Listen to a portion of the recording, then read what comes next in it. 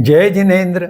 मेरे इस जैन सोल यह जैन दर्शन के वैज्ञानिक वाहिनी को लाइक करें, शेयर करें, सब्सक्राइब करें और बेल आइकॉन दबाएं। और आप हमें हमारे वीडियो के नीचे दिए गए पेज पर भी फॉलो कर सकते हैं। जय जिनेन्द्र। जैन आहार का दूसरा घटक पानी, जो पेय है, पान कहलाता है, उसके संबंध में हम चर्चा कर रहे हैं। जैन दर्शन के अनुसार जो उबला हुआ पानी और धोवन पानी पेय है, आरोग्य के लिए अच्छा है। उसके अतिरिक्त वर्तमान काल में शिशिबंद पानी और परासरण पानी, यह दो प्रकार के जल बहुत मात्रा में उपयोग में लाए जा रहे हैं। क्या शिशिबंद पानी, बॉटल वाटर पेय है? यह प्रश्न है। जैन दर्शन के अनुसार शिशिबंद पानी दो कारणों से अपेय है। एक, वह बासी पानी है, कितने दिनों से वह बोतल में बंद है और कितने दिनों तक बोतल में बंद रहेगा, इसका एक काल दिया हुआ है। और किसी भी प्रकार से जो पानी इस प्रकार बोतल में बंद किया गया है, वह अपने आप बासी हो गया। मूलतः वह हमें बासी रूप में ही मिलता है, क्योंकि जब पानी भरा गया बोतल में, जब पानी परासरण प्रक्रिया RO प्रक्रिया द्वारा शुद्ध किया गया, वह उस दिन का ताजा पानी कहा जा सकता है। हमें यह पता नहीं कि परासरण प्रक्रिया के लिए कौन सा जल उपयोग में लिया जा रहा है, अर्थात वह भी उसके पहले बासी रहा हो तो इसमें कोई आश्चर्य नहीं। और दूसरा, शिशिबंद पानी यह RO प्रक्रिया, परासरण प्रक्रिया द्वारा बनाया जाता है। उस प्रक्रिया में जो पानी में प्राकृतिक खनिज अर्थात मिनरल उपलब्ध होते हैं, वे सारे के सारे हटाए जाते हैं। और वर्तमान विज्ञान के शोध से यह पता चला है कि खनिज की कमी यह बहुत ही हानिकारक है। परंतु फिर भी इन बोतलों पे, इन शीशियों पे चेतावनी नहीं दी गई है कि इसमें खनिज की कमी है। जिस प्रकार सिगरेट या बीड़ी के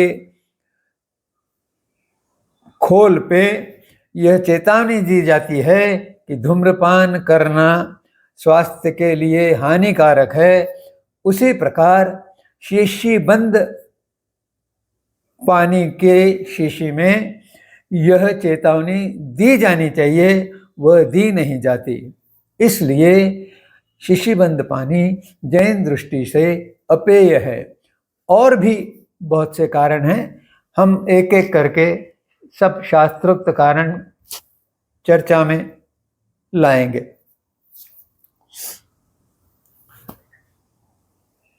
वैज्ञानिक दृष्टि से जल उत्तम विलायक है, उसे यूनिवर्सल सॉल्वेंट कहा गया है, जिसमें सभी प्रकार के पदार्थ विलय हो सकते हैं, घुल सकते हैं। इतना वह स्ट्रॉन्ग सॉल्वेंट है, विलायक है। इस कारण शीशी में बंद किया हुआ पानी जो काफी शुद्ध मात्रा में है, क्योंकि वो परासरण प्रक्रिया से किया गया है, अतः वह जल प्लास्टिक को भी, कचकड़े को भी विलायक रूप से कार्य करते हुए उसमें से कुछ ऐसे पदार्थ ले लेता है जिसके कारण वह जल अपेय बन जाता है। अब हम जल का जो स्रोत है वहाँ से इस पानी की अपेयता का अभ्यास करेंगे। जल का स्रोत कौन सा है? क्या वह नदी है, क्या वह आड़ है या कुआं है, या वह नल वाहिनी जल योजना के माध्यम से प्राप्त हुआ है? अगर वह नदी का या कुएं का पानी है तो वह ताजा है, और अगर वह पानी परासरण पद्धति से उपलब्ध उसी दिन किया गया तो वह ताजा हो सकता है, परंतु उसमें खनिज नहीं है, इसलिए भी वह अपेय है। अब जल शुद्धि के प्रक्रिया कौन सी है? प्रथम प्रक्रिया है परासरण यानी RO पद्धति। अब यह पानी को अपेय बना देती है। उस जल में जहां से वो स्रोत से प्राप्त हुआ है उसमें क्षार कितने हैं? वह अगर नदी का पानी है तो वह प्रदूषित तो नहीं हुआ है, और इस कारण वह जल जीवाणु और रोगाणु का भंडार है, इसलिए वह जल पेय नहीं है। अब परासरण प्रक्रिया में जो यंत्र उपलब्ध है, उपयोग में लाया गया है, क्या उसका रखरखाव किया गया है? क्या यह देखा गया है कि छलनियों में कोई जीवाणु और रोगाणु तो उत्पन्न नहीं हुए हैं? क्या यथा समय छलनियों का बदलाव किया गया है? अगर यह नहीं किया गया है तो परासरण प्रक्रिया अपने आप में अशुद्ध हो जाएगी और इस प्रकार भी यह जल पेय जल नहीं बनेगा। इस प्रक्रिया पद्धति में जल की अम्लता बढ़ती है, एसिडिटी बढ़ती है, उसकी उज्जन सांद्रता जिसे आज pH वैल्यू कहा जाता है वह 6.5 से 7.5 तक होनी चाहिए, परंतु अम्लता बढ़ने से वह 6.5 से कमी रहती है और वह मानवीय शरीर के लिए हानिकारक है, क्योंकि वह आम्ल रूप है, एसिडिक है। और यह जल शीशी में 2 माह तक बंद रहता है, ऐसा उसका उपयोगिता काल दिया हुआ है, परंतु इतने काल में वह पानी बासी हो गया और उसमें शीशी का कचकड़ा अर्थात प्लास्टिक घुलता रहा। एक और तकलीफ की बात है, हम बचे हुए पानी के लिए उस बोतल में ही वह पानी रख देते हैं, और यदि वह कार में रह गया और कार धूप में रह गई तो धूप के कारण इस कचकड़े का विलय और अधिक तेजी से होता है। तात्पर्य यह कि कार में रखा हुआ पानी जब गर्म होता है तो वह पीने लायक नहीं रहता। उपयोगिता काल जो बोतल पर लिखा गया है, शीशी पर लिखा गया है, उसका कोई तात्पर्य नहीं है, कोई अर्थ नहीं है, क्योंकि यह कोई दवाई नहीं है जिसके लिए एक्सपायरी डेट अर्थात उत्पादन समाप्ति तिथि दी जाए। यह तो पानी अपने आप बासी हो गया और वह पेय नहीं बना। जो प्रक्रिया दिवस है, जो संग्रहण पद्धति है, जो संग्रहण काल है, जो बचा हुआ पानी है और जो धूप के कारण और अधिक प्लास्टिक को, कचकड़े को विलय करता है, तो वह पानी किसी भी दृष्टि से पेय नहीं बनता।